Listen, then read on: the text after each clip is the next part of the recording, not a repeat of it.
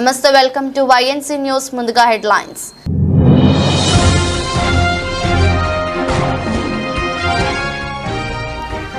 అమెరికాలో జడ్జిగా మాతృభాషలో పదవి ప్రమాణం చేసిన తెలుగు మహిళ. కాలిఫోర్నియా జడ్జిగా నియమితురాలైన జయభాడిగా.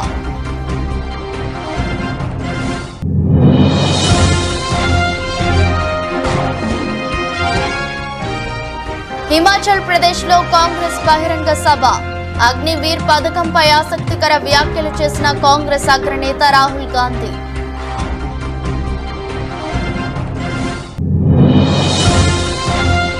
పట్టభద్రుల ఉప ఎన్నిక పోలింగ్ ప్రారంభమైన నేపథ్యంలో నల్గొండ జిల్లాలో ఉద్రిక్త పరిస్థితి. కాంగ్రెస్ నేతలు తనపై దాడి చేశారని పోలీసులకు ఫిర్యాదు చేసిన స్వతంత్ర అభ్యర్థి పాలెకూరి అశోక్ గౌడ్.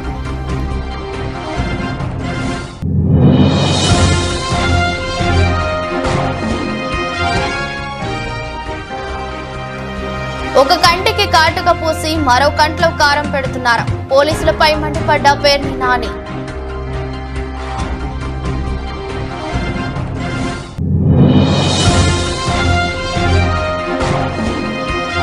కీరవాణి స్టూడియోకి వెళ్లిన సీఎం రేవంత్ రెడ్డి రాష్ట్ర గీతంగా జయ జయ హే తెలంగాణ సంగీతం అందించాలని కీరవాణిని కోరిన సీఎం రేవంత్ రెడ్డి.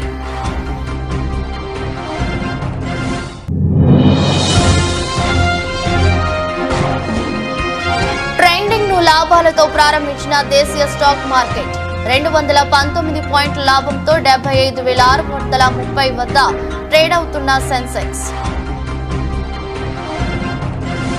అమెరికాలో తెలుగు సంతతి వ్యక్తులు అనేక కీలక పదవులను చేపడుతుండడం తెలిసిందే. విజయవాడ మూలాలు ఉన్న జయభాడిగా అనే మహిళ కూడా ఇటీవల కాలిఫోర్నియాలోని సాక్రమెంటో కౌంటీ సుపీరియర్ జడ్జిగా నియమితురాలయ్యారు. జయభాడిగా కాలిఫోర్నియా జడ్జిగా బాధ్యతలు చేపట్టిన తొలి తెలుగు సంతతి మహిళగా నిలిచారు.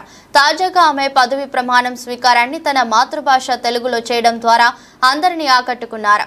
మీ అందరికీ నా హృదయపూర్వక స్వాగతం అంటూ పదవి ప్రమాణం ప్రారంభించారు. Good afternoon, everyone.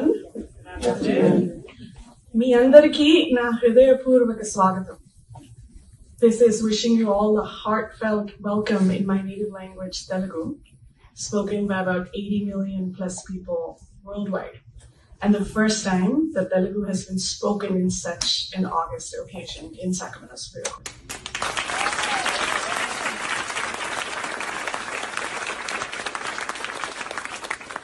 Thank you to Governor Gavin Newsom and his judicial appointments team, Secretary Luis Cespedes, who could not be here, but Deputy Secretary Adam Hoffman, who is, and as well as Judicial Appointments Deputy Debbie Kuhn, for this incredible honor. Lead me from darkness to light. Mrityoma Amritam Gamaya. Lead me from death to salvation. Om Shanti Shanti Shanti. Peace, peace, peace upon you. Himachal Pradesh లో నిర్వహించిన బహిరంగ సభలో అగ్నివీర్ పథకంపై కాంగ్రెస్ అగ్రనేత రాహుల్ గాంధీ ఆసక్తికర వ్యాఖ్యలు చేశారు. హిమాచల్ ప్రదేశ్ యువత భారత సైన్యంలో చేరి దేశాన్ని రక్షించేందుకు ఎంతో ఉత్సాహం చూపుతున్నారు. ఈ వీర యువకుల దేశభక్తికి అగ్నివీర్ యోజన అవమానం. ఇండియా కూటమి ప్రభుత్వం ఏర్పాటైన వెంటనే అగ్నివీర్ పథకానికి స్వస్తి పలుకుతామని అన్నారు. हिमाचल प्रदेश के युवा सेना में जाते हैं, बॉर्डर पे खड़े होते हैं, जिंदगी दे देते हैं, जान देने के लिए तैयार होते हैं. पहले क्या होता था, अगर कोई शहीद होता था, शहीद का दर्जा मिलता था, फैमिली की प्रोटेक्शन होती थी, परिवार को पेंशन मिलती थी. नरेंद्र मोदी जी ने शहीद के 2 कैटेगरियां बना दी है. एक कैटेगरी नॉर्मल जवान और ऑफिसर, जिसको शहीद का दर्जा मिलेगा, पेंशन मिलेगी, कैंटीन मिलेगी, सारी की सारी प्रोटेक्शन मिलेगी, रिस्पेक्ट मिलेगी, इज्जत मिलेगी. और दूसरा शहीद, जिसको नरेंद्र मोदी अग्निवीर कहते हैं, उसे ना ट्रेनिंग मिलेगी, ना पेंशन मिलेगी. उसको उठाकर 3 साल बाद, 4 साल बाद आर्मी के बाहर फेंक दिया जाएगा. अमित शाह आए, कहते हैं कि अग्निवीरों को पैरामिलिट्रीज में, पुलिस में नौकरी मिलेगी. सवाल ये नहीं है. सवाल ये है कि अगर हिंदुस्तान का एक युवा देश के लिए शहीद होने के लिए तैयार है, तो उसको वही रिस्पेक्ट मिलनी चाहिए जो दूसरे युवाओं को मिलती है. हमें 2 तरीके के शहीद नहीं चाहिए, हमें 2 तरीके के जवान नहीं चाहिए. इंडिया की सरकार आएगी, और हमारा पहला काम महालक्ष्मी योजना से पहले, पहली नौकरी पक्की से पहले, किसान कर्जा माफी से पहले पहला काम होगा कि हम अग्निवीर योजना को फाड़ कर कूड़ेदान में फेंक देंगे।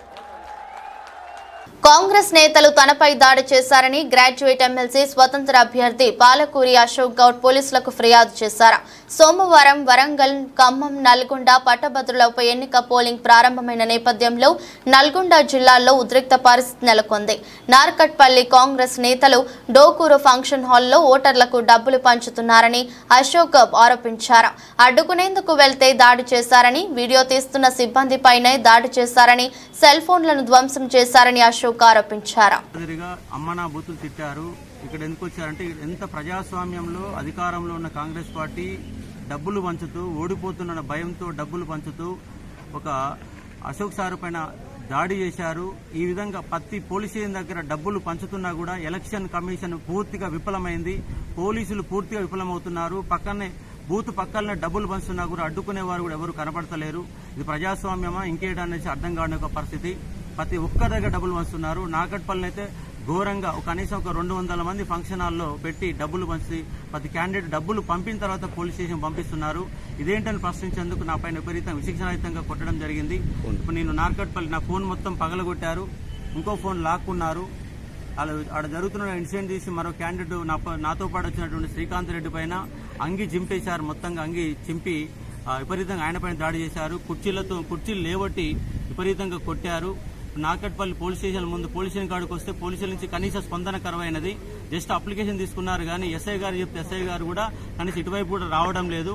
ఇక్కడ ఏఎస్ఐ గారేమో కంప్లైంట్ ఇచ్చి వెళ్ళిపోండి అని చెప్పేసి నిర్లక్ష్యంగా మాట్లాడుతున్నారు. కనీసం పోలీసుల నుంచి కనీస స్పందన కూడా కనబడతలేదు. ఇది ప్రజాస్వామ్యమా? అసలు ఓటింగ్ ఎమ్మెల్సీ ఓట్లు పట్టభద్రులు పాల్గొనే ఎన్నికల్లో కూడా డబ్బులు పంచుతున్నారు.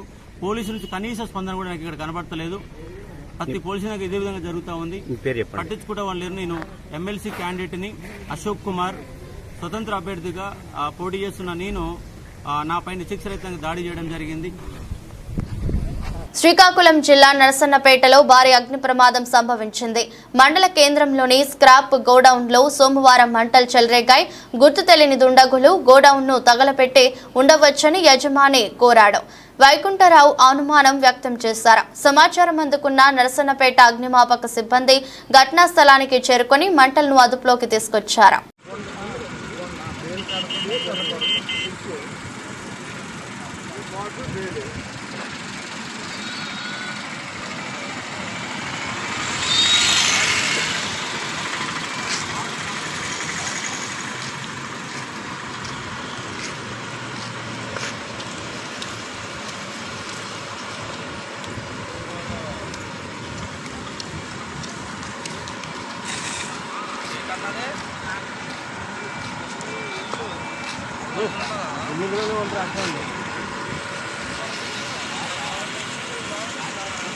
రాయదుర్గం పట్నం కోటలో వెలసిన ప్రసన్న వెంకటేశ్వర స్వామి బ్రహ్మోత్సవ వేడుకల్లో ఆఖరి ఘట్టమైన రథోత్సవ వేడుకలు సోమవారం అట్టహాసంగా ప్రారంభమయ్యాయి.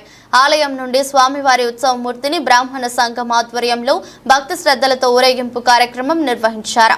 12 గంటలకు మడుగుతేరు కార్యక్రమాన్ని ప్రారంభించనున్నారు. గోవింద నామ స్మరణతో పరిసర ప్రాంతాలు మారంరోగాయి.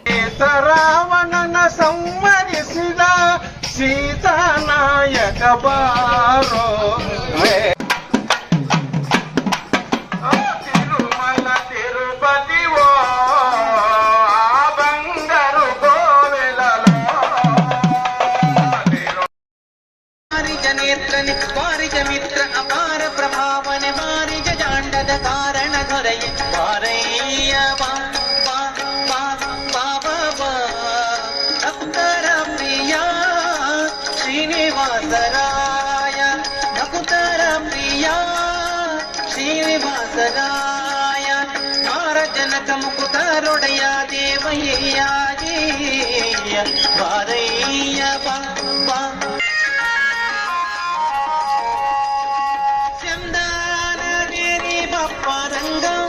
ఏవో తుంగానందానందన హరిమద భంగ కారుణ్య పాంగ సింధు శయన సుందరాంగ హే నారసింగ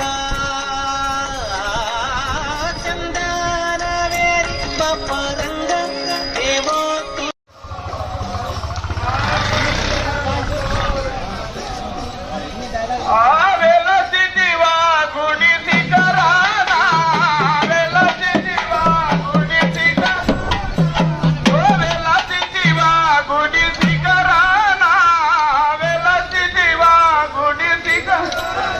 గుడి గంటలు మ్రోగే వేళ తిరుమల తిరుపతి ఓ ఆ బంగారు కోవెలలో సత్యసాయి జిల్లా కొత్త చెరువు మండల కేంద్రంలో నివాసం ఉంటున్న అనాథ కుటుంబానికి నిన్న వ్యాపారవేత్త టీడీ కృష్ణ సుమన్ రెడ్డి ఆర్థికంగా సాయం అందించారు. అదేవిధంగా ఆదివారం చిన్నారులకు తన యువ సైన్యం చేత నూతన వస్త్రాలు, ఫ్యాను, మంచము, నిత్యావసర సరుకులు పంపారు.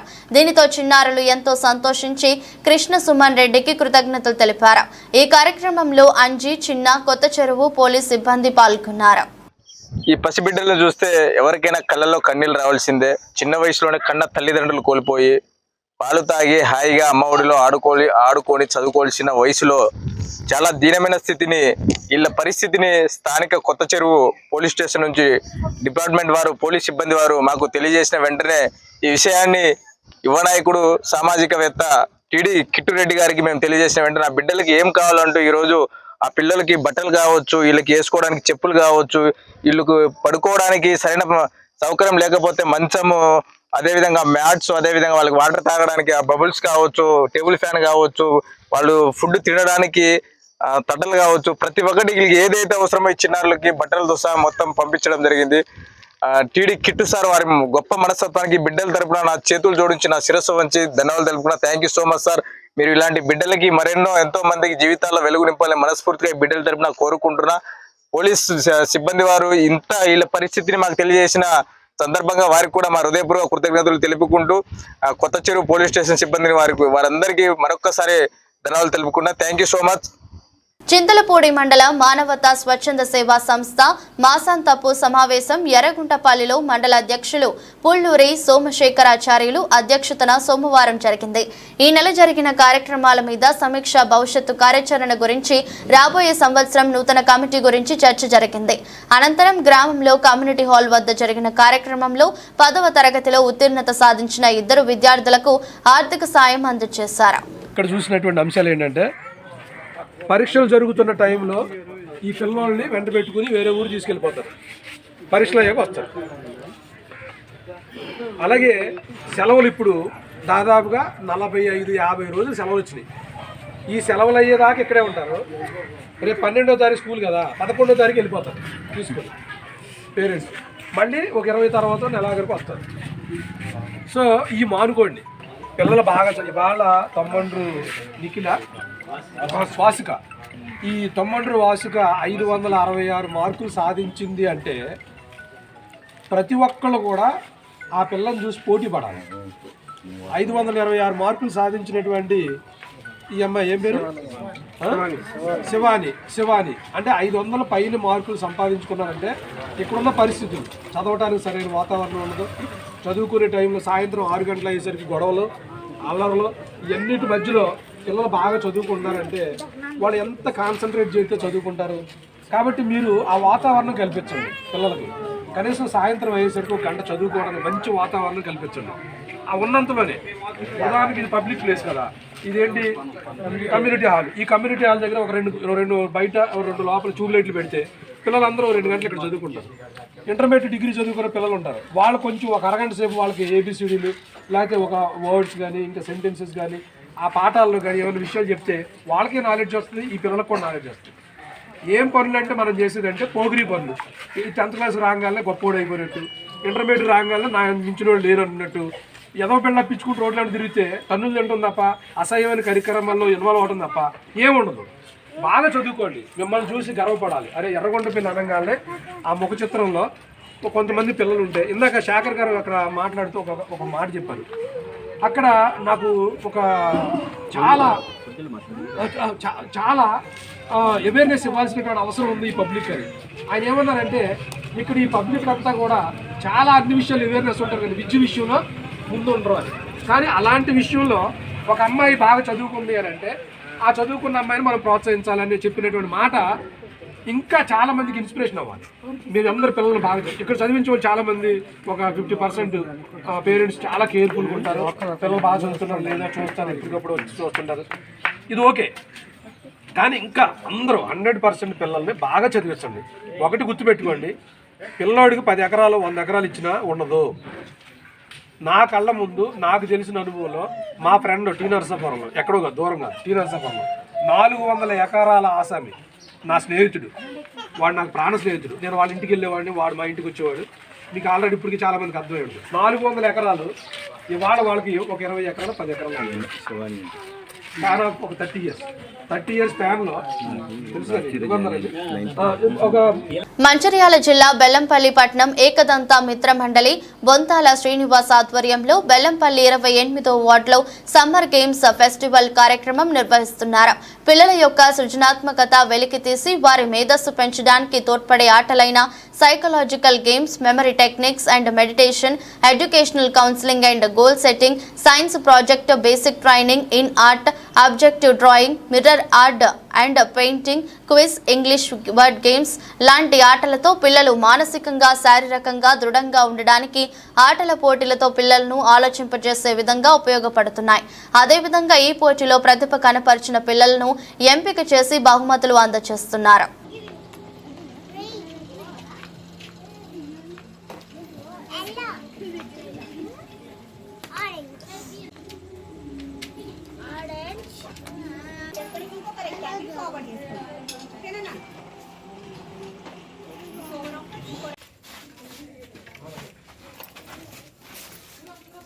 Very good.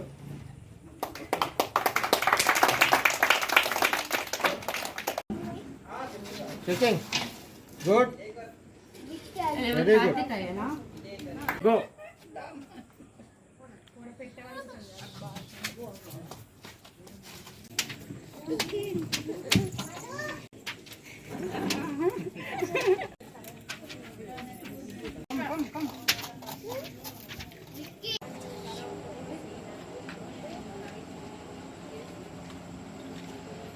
బెల్లంపల్లిలోని 28వ వార్డు ఏకదంత మిత్రమండలి ఆధ్వర్యంలో, బొంతల శ్రీనివాస్ గారి ఆధ్వర్యంలో వేసవి శిక్షణ శిబిరం ఇక్కడ ప్రారంభించడం జరిగింది. దీంట్లో పిల్లలు 28వ వార్డులో ఉన్న పిల్లలందరూ హాజరయ్యారు. ప్రతి ఇంట్లో సమ్మర్ హాలిడేస్ స్టార్ట్ అయిన కాంచెల్లి టీవీని, మొబైల్ చూడడం వల్ల వాళ్ళు మానసికంగా ఇబ్బంది పడుతున్నారు, శారీరకంగా ఇబ్బంది పడుతున్నారు. వాళ్ళని ఇక్కడున్న 28వ వార్డులో ఉన్న పిల్లల్ని మొబిలైజ్ చేసి ఇక్కడ వేసవి శిబిరానికి వచ్చిన వాళ్ళంతా టీచర్స్ ఇంద్రకుమార్, హారిక వారి ఆధ్వర్యంలో పిల్లలు ఇంట్రావర్ట్గా ఉన్న పిల్లలు ఎక్స్ట్రాడినరీగా తయారు కావడానికి ఈ వేసవి శిక్షణా శిబిరం ఎంతగానో ఉపయోగపడింది. మా పిల్లలు కూడా ప్రతిరోజు టీవీ చూస్తూ, మొబైల్ చూస్తూ కాలక్షేపం చేస్తూ ఉండేవారు. ఇక్కడికి వచ్చిన తర్వాత మొబైల్ చూడడం, టీవీ చూడడం పక్కకు పెట్టేసి వాళ్ళు ఇచ్చిన యాక్టివిటీసు ప్రతిరోజు చేయడం, ఇంటి దగ్గర హోంవర్క్ కానీ, ఇక్కడ టీచర్స్ టీఎల్ఎంస్ యూజ్ చేసి చెప్పడం కానీ, ప్రొజెక్టర్ ఎక్కువ వాళ్లకు ప్రత్యక్షంగా అనుభవం పార్టిసిపేట్ చేయడం వల్ల పిల్లల్లో మార్పు రావడం జరిగింది. ఇంద్రకుమార్, నేను MSc psychology, MEd and guidance and కౌన్సిలింగ్లో పీజీ డిప్లొమా. 20 సంవత్సరాల తర్వాత శ్రీకాకుళం జిల్లా లావేరు మండలం మురపాక జిల్లా పరిషత్ హైస్కూల్లో 2003-2004 సంవత్సరంలో 10వ తరగతి చదువుకున్న పూర్వపు విద్యార్థులు ఆత్మీయ కలయిక గెట్ టుగెదర్ను నిర్వహించుకొని తమకు విద్యాబుద్ధులు నేర్పించిన, తమ ఉన్నతికి బాటలు వేసిన తమ గురువులను సన్మానించి ఘనంగా సత్కరించుకున్న పూర్వపు విద్యార్థులు. వివిధ రంగాలలో, వివిధ రాష్ట్రాలలో స్థిరపడిన మిత్రులందరికీ తమ మిత్రుడైన ఎస్ఐ ఆరంగి సన్యాసి నాయుడు, పురుషోత్తం, రాంబాబు, సత్యనారాయణ, నారాయణరావు, గోపాల శ్రీను తమ మిత్రులు కొంతమంది సహకారం తీసుకుని గత 3 సంవత్సరాలుగా తమతో చదువుకున్న మిత్రుల వివరాలను సేకరించి తాము చదువుకున్న పాఠశాలలో ఎడిద హైస్కూల్లో ఈ రోజు కలుసుకొని గెట్ టుగెదర్ పండుగగా నిర్వహించుకున్నారు.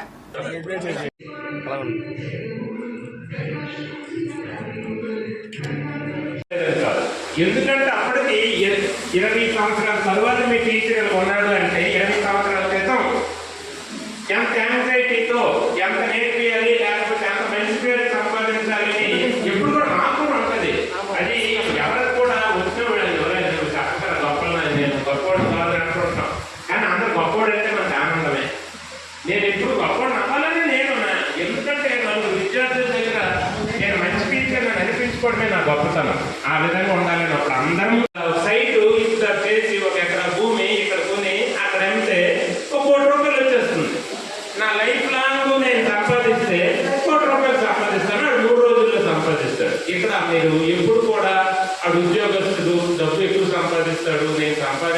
అది ఇట్ డజంట్ మ్యాటర్.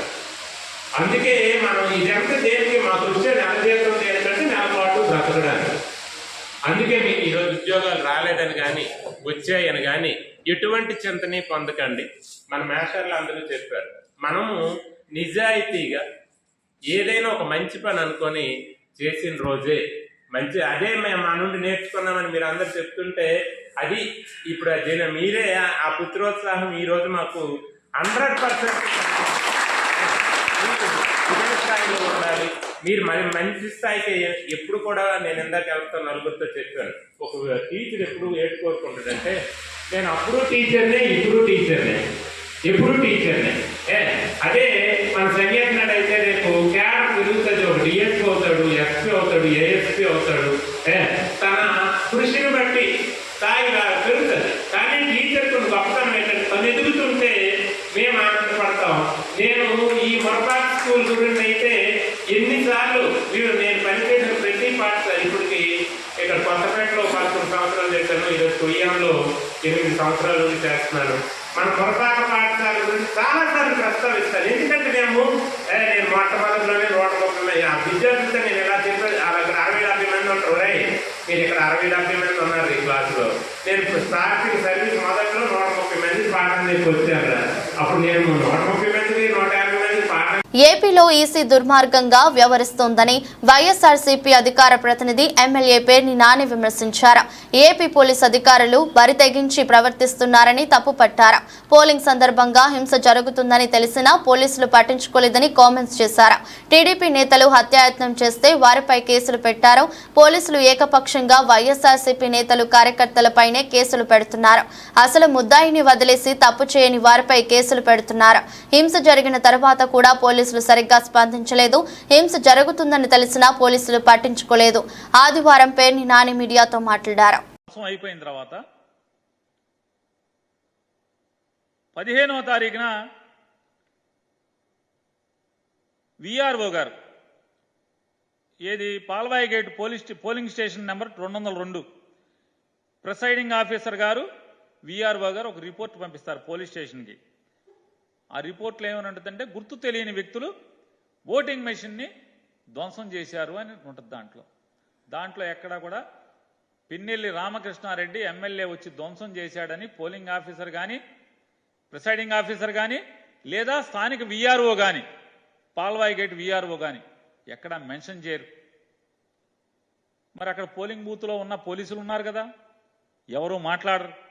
ఎవరు కనీసం ఎమ్మెల్యే గారు పాల్గొన్నారని కూడా ఎవరు ఒక్కరోజు కూడా మెన్షన్ చేయలేదు. కనీసం రాతపూర్వకంగా కూడా రిపోర్ట్లో కూడా ఎమ్మెల్యే పేరు లేదు.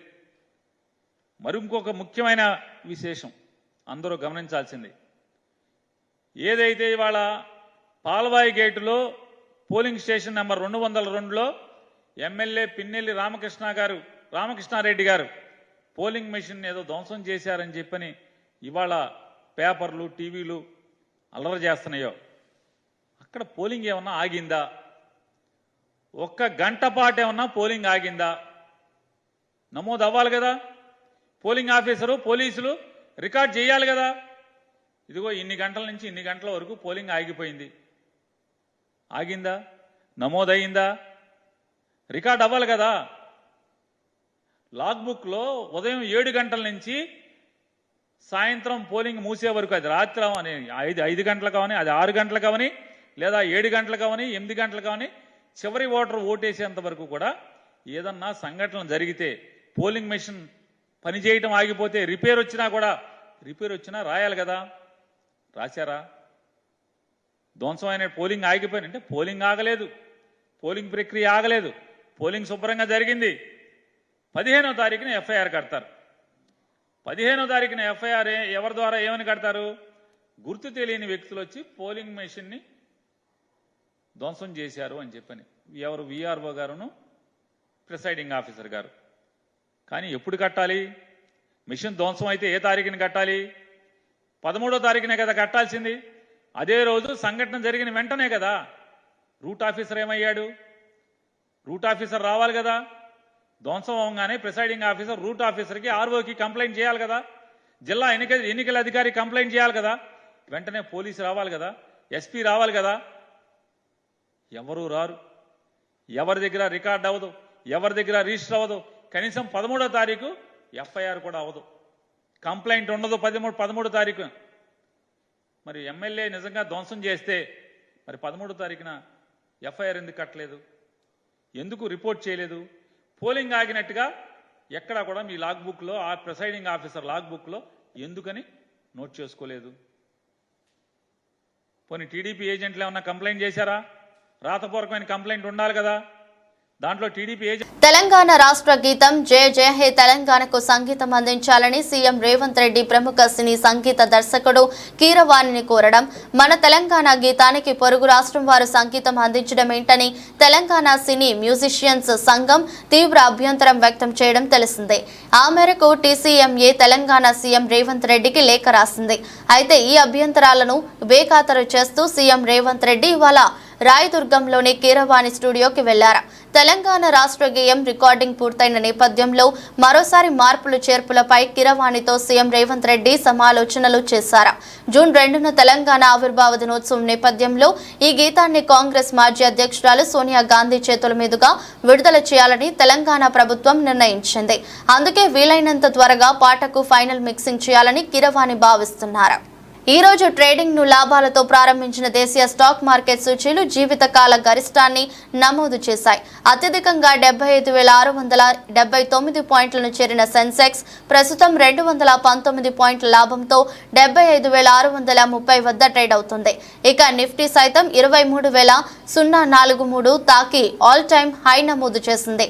బ్యాంకింగ్, మెటల్ రంగాలు రాణించడం, ఎఫ్ఐఐ కొనుగోలు పెరిగే అవకాశం ఉన్న నేపథ్యంలో మార్కెట్లు లాభాల్లో కొనసాగుతున్నాయి.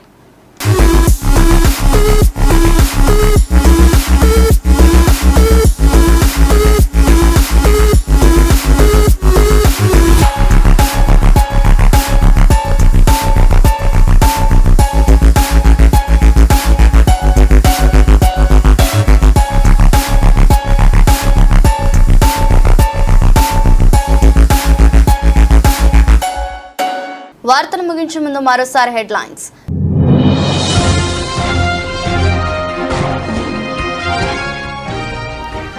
అమెరికాలో జడ్జిగా మాతృభాషలో పదవి ప్రమాణం చేసిన తెలుగు మహిళ, కాలిఫోర్నియా జడ్జిగా నియమితురాలైన జయభాడిగా.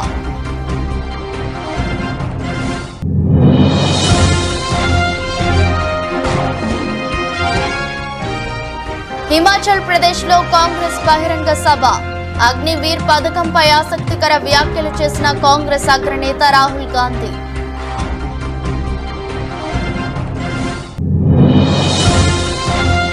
పట్టభద్రుల ఉప ఎన్నిక పోలింగ్ ప్రారంభమైన నేపథ్యంలో నల్గొండ జిల్లాలో ఉద్రిక్త పరిస్థితి. కాంగ్రెస్ నేతలు తనపై దాడి చేశారని పోలీసులకు ఫిర్యాదు చేసిన స్వతంత్ర అభ్యర్థి పాలకూరి అశోక్ గౌడ్.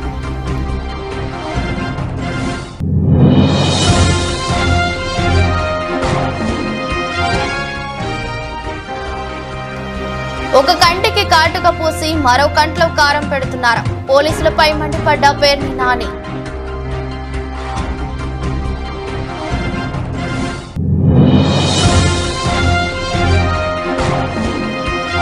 కీరవాణి స్టూడియోకి వెళ్లిన సీఎం రేవంత్ రెడ్డి రాష్ట్ర గీతంగా జయ జయ హే తెలంగాణ సంగీతం అందించాలని కీరవాణిని కోరిన సీఎం రేవంత్ రెడ్డి.